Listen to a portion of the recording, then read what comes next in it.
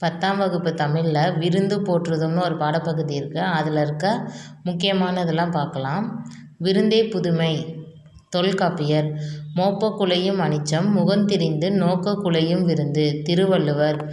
தொல்லோர் சிறப்பின் விருந்தெதிர் கோடலும் இழந்த எண்ணெய். சிலப்பதிகாரம் இளங்கோவடிகள்.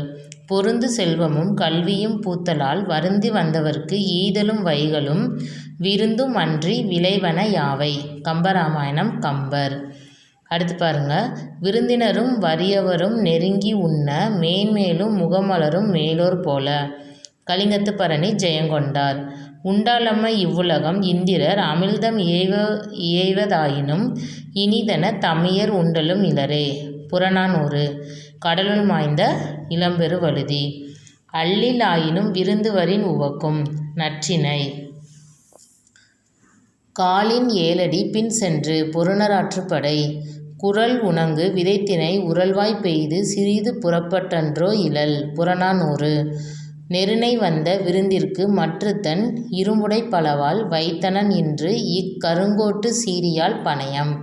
புறநானூறு. புறநானூரை 3 இது வந்திருக்கும்.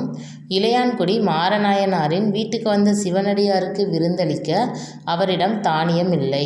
எனவே அன்று விதைத்துவிட்டு வந்த நெல்லை அரித்து வந்து பின் சமைத்து விருந்து படைத்த திறம் காட்டப்படுவது பெரிய புராணம். சிறுபானாற்றுப்படை.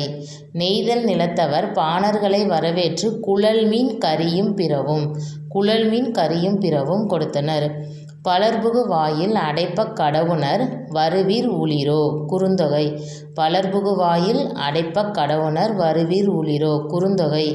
மருந்தே ஆயினும் விருந்தோடு உண். கொன்றை வேந்தன். ஔவையார் பாடிய தனிப்பாடல்.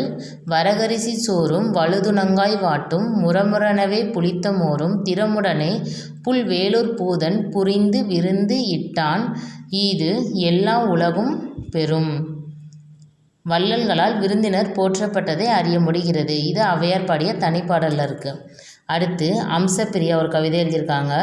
இலையை மடிப்பதற்கு முந்தைய வினாடிக்கு முன்பாக மறுக்க பரிமாறப்பட்ட கூடுதல் இட்லியில் நீண்டு கொண்டிருந்தது பிரியங்களின் நீள் சரடு. வாழை இலை விருந்து